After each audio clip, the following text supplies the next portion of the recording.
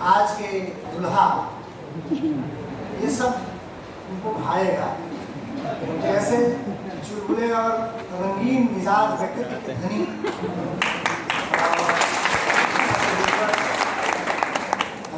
आदरणीय professor Balraj Pandey sir, जो अब एक कथाकार के तौर पर भी हिंदी जगत में अपना प्रवेश करा रहे हैं।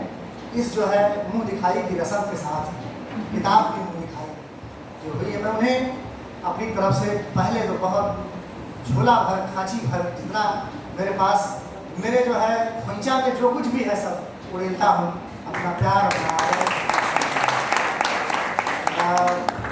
मंच पर बैठे हुए सभी विद्वानों को मैं सादर प्रदान करता हूँ। सभा बहुत ही सुधी है, विद्वत है। मैं सबके सम्मुख अपना अभिवादन निवेदित करते हुए साथियों, बच्चों और जो भी मीडिया और व्यवस्था से संबंधित लोग हैं सभी को संबोधित करता हूँ। ज्ञानगढ़ की लड़ाई पढ़ते हुए हिंदी के बड़े कथाकार, इलाहाबाद के बड़े कथाकार दूरनाथ सिंह, एक लाइन बिल्कुल उमड़ती घुमड़ती है दिलो दिमाग में। उनकी किताब है दूरनाथ जी की निष्कासन। उसमें उन्होंने लिखा है कि यूनिवर्सिटीज सदाचारी कमीनों का कबाड़खाना। मैंने ये वाक्य उसमें है। अब ये जो वाक्य है यह किसी एक विश्वविद्यालय पर लागू नहीं होता, बल्कि इसको इस पूरी किताब में बलराज पांडे सर ने समझे कि यही केंद्रीय भाव है और विश्वविद्यालयों के भीतर ये एकेडमिक दुनिया के भीतर की जो बजबजाहट है, आप ये समझे कि जो पाखंड और साजिशों और इस तरह की जितनी तरह की क्षुद्रताएं और नीचता का पूरा संसार एकेडमिक दुनिया को ग्रस रहा है और उसकी नसों में जो गंदे परनाले की तरह बजबजा रहा है, यह कहानी संग्रह उसमें नस्तर मार देता है और पूरी बजबजाहट बिल्कुल बुलबुले छोड़ती हुई बाहर आती है और उसकी शान आप महसूस करेंगे कहानियां पढ़ते। तो ये एक तरह से कहें कि एकेडमिक दुनिया का जो विभत्स है, उस विभत्स का कहानी में, साहित्य में रूपांतर बलराज पांडे सर कर रहे हैं।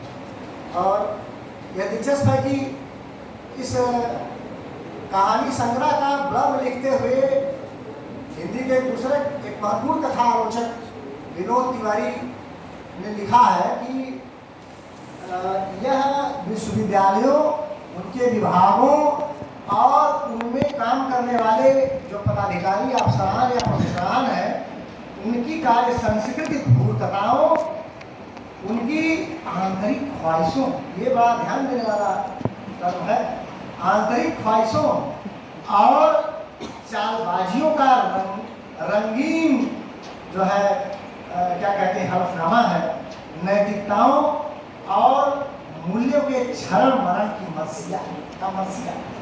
इसका मूल्यांकन बहुत अच्छा मूल्यांकन उन्होंने किया है। एक तो ये बात मुझे कहनी है कि इस संग्रह को इस जो है सूत को पकड़कर हम चाहें तो जो एक बड़ा डिबेट है डेथ ऑफ यूनिवर्सिटीज का, माने कैसे आजाद भारत में विश्वविद्यालयों की ज्ञान के जो मूल संस्थान है, उन संस्थानों की कैसे क्रमशः मृत्यु हो रही है और ज्ञान का जो माने उपनिवेशीकरण हुआ है और वो जो पूंजीवादी साजिश के तहत जो उस जाल का उस जाल में उपनिवेशीकरण हुआ है, उस जाल को भी और उस औपनिवेशिक जाल को भी सर जो है अपने कहानी संग्रह के माध्यम से तोड़ते हैं। जब आप देखेंगे कि इस कहानी का शीर्षक ज्ञानगढ़ की लड़ाई, सरेंद्र सर बैठे हुए हैं, ये जो है उसमें कहानी में बहुत यहाँ कई पात्र हैं जो कहानी में वो मौजूद है और आपका ध्यान मैं गढ़ की तरफ खींचना चाहूँगा। यह गढ़ जो है असल में हिंदू विश्वविद्यालय या ऐसे तमाम दूसरे एकेडमिक संस्थानों में जो जाति और वंशवाद का मठ कहता है, जाति और वंशवाद, ध्यान दीजिए, उस माने सर में गढ़ का प्रयोग कर लिया, मठ को छोड़ दिया, लेकिन आप उसका जो हिडन टेक्स्ट पढ़ सकते हैं। माने गढ़ के साथ मठ भी है, गढ़ और मठ दोनों एक साथ ही। तो ये ज्ञान गढ़ है जब कह रहे हैं, तो एक तो गढ़ वह है जो ज्ञान पर जातिवाद और वंशवाद की कुंडली मारकर बैठा हुआ है, और दूसरा जो पूंजीवादी संकट है उसका जो औपनिवेशीकरण है ज्ञान का। जैसे इसका एक छोटा उदाहरण इस किताब में भी कहानियों में भी आता है। दूसरी कहानी में संभवतः है जाहिर हो जा हैदपुर जैसा में कि लंका पर आप चले जाएंगे तो तमाम लोगों की प्रोफेसरी का डॉक्यूमेंट मिल जाएगा, कैसे वो प्रोफेसर हुए। माने एक एक दुकान पर तमाम किताबें और पत्रिकाएं और शोध डिग्रियां जब चाहे तब आप खरीदिए और आराम से मिल जाएंगी, रातों रात आप किताबों के लेखक बन जाएंगे। यह है ये जो पूरा फलता फूलता बाजार है पूंजी के चपेट में, उस सब को बेनकाब करते हैं। ये शिक्षा जगत को ग्रस्ता हुआ जो पूरा परिवेश है उसकी क्रिटिक जो है इसमें।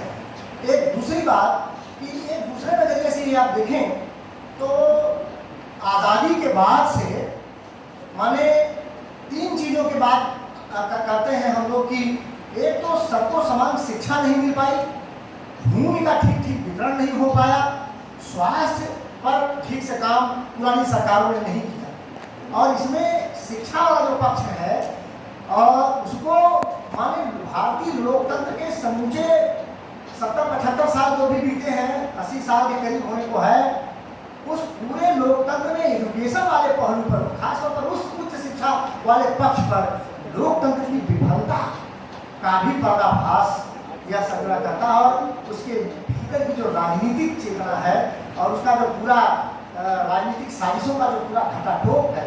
यह दूसरी वाली कहानी जिसका अभी मैं जिक्र कर रहा था, वैसे तो सब कहानियों में मुसलसल मौजूद है। ये 2 बातें यहाँ पर माने कही जानी चाहिए। एक जो पहली कहानी तस्मई श्री गुरुवे नमः है, वह जो है कहानी अंत जब करती है, कहानी खत्म होती है, तो उसमें जो प्रोफेसर दास हमारे जो हिंदी विभाग के उस समय के हेड हैं कहानी में, वो घर जा रहे हैं, लौट रहे हैं, चौराहे पर एक सांड का जिक्र है, और वो सांड जो है अपने ही गोबर और मूत में लिखा रहा है, लभेर दिया देह में, और जो वो पूंछ है, पूंछ से वो मक्खियाँ भगाने के लिए छप छप मारता है, तो कई बार जो है आते जाते लोगों के ऊपर भी छींके पड़ते हैं, और कुछ बच्चे कंकर मार कर उस सांड को भगाने की कोशिश करें। ये दृश्य आप पूरी कहानी पढ़ेंगे तो पाठ्यक्रमों में कैसे अपनी कहानी घुसाई जाए, नियुक्तियों में कैसे अपने शिष्य और अपने लोगों को अपॉइंट कराया जाए, इस पूरी साजिश और पूरी प्रक्रिया में कैसे अध्यक्ष जी परास्त होकर, अपने अखाड़चियों द्वारा परास्त होकर वो जा रहे हैं। उस पूरी कहानी के बाद ही जो खास तरह का कहानीकार बिंब लेकर आता है, असल में यह गोबर और मूत उन्हीं लोगों का है। जो सांड है ना, वह सांड इस व्यवस्था में काबिज ऐसे लोगों का ही प्रतीक है। तो इस पूरे माने पूरा जो संग्रह है या कहानी संग्रह कहें, तो इस तरह की तमाम विसंगतियों पर करारी चोट करता है। इसलिए यह जितना माने हास्य और चुलबुलेपन से युक्त है, उससे उसके भीतर एक नस्तर की चुभन भी मौजूद है। इसका बहुत लिखते हुए विनोद तिवारी ने कहा है कि इसमें व्यंग नहीं है, इसमें मर्सिया शोक है। मुझे लगता है शोक से ज़्यादा एक तीखा व्यंग है और एक निराश अट्टहास, जिसमें हंसता तो है लेखक, लेकिन अंदर से वो खुश नहीं उस व्यवस्था से। और एक आध बातें और मुझे कहनी है, मैं देखूँ कि क्या रहा।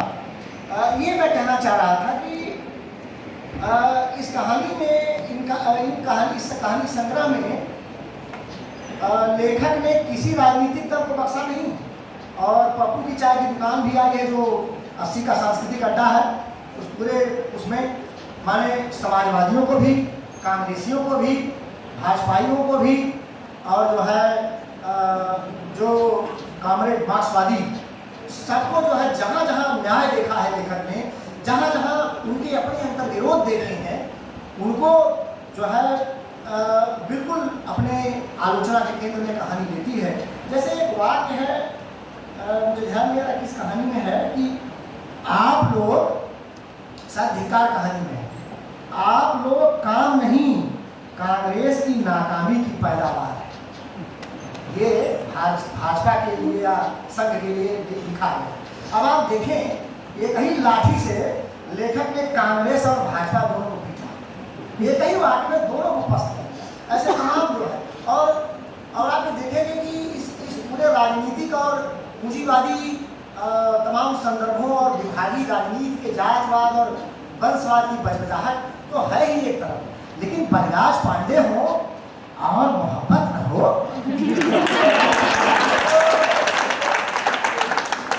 सुंदरता न हो, स्त्री को निरखने की खास अदा न हो, संभव ही नहीं।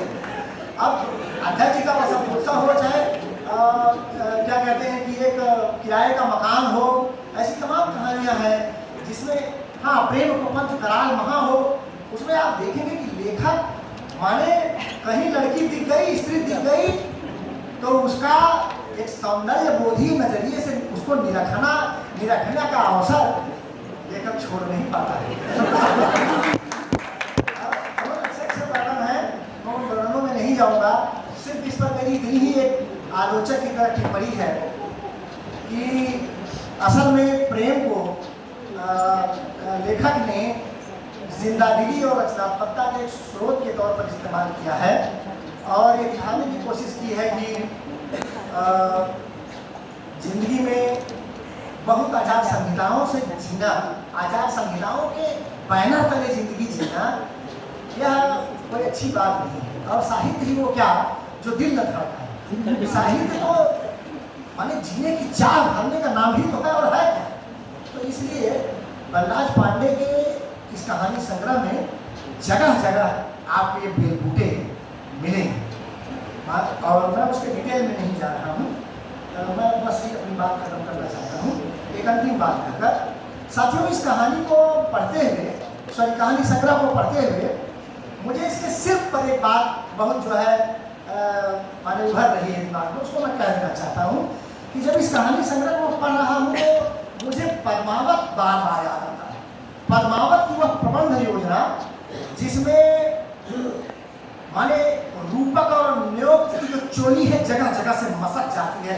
जब जब आप उसे पढ़ेंगे तो कहीं रूपक विधान टूटता है उसके भीतर से नागवती और पद्मावती की लोक और माने रोजमर्रा की कठिनाइयों और संघर्ष और मोहब्बत की जिंदगी की आहटें आपको सुनाई पड़ जाती हैं, दिखाई पड़ जाती हैं। उसी तरह ये जो कहानी संग्रह है, इसमें भी इस तरह की अन्योक्त समासोक्त का एक आवाज आई है। वो सिर्फ में वो कसमकस है। आप देखेंगे कि माने जो पूरी पात्र योजना है, ज्ञानगढ़ की लड़ाई वाली जो कहानी है, उसमें जैसे अवधेश प्रधान सर यहाँ बैठे हैं, इनका धान ले लिया है मन लगा के, मनधान, प्रोफेसर मनधान कर दिया इनका नाम, ठीक है। ऐसे ही नर्मदा को सर्वदा कर दिया, या माने सबके नामों को आप आसानी से डिकोड कर सकते। यानी कि जो जानकार आदमी है वो कहानी पढ़ेगा तो एक तरफ उसकी समासोक्त चलेगी, दूसरी तरफ अन्योक्त माने रियल कैरेक्टर्स, और जो कैरेक्टर्स कहानीकार ने रचे हैं कहानी की दुनिया में अपना काम चलाने के लिए।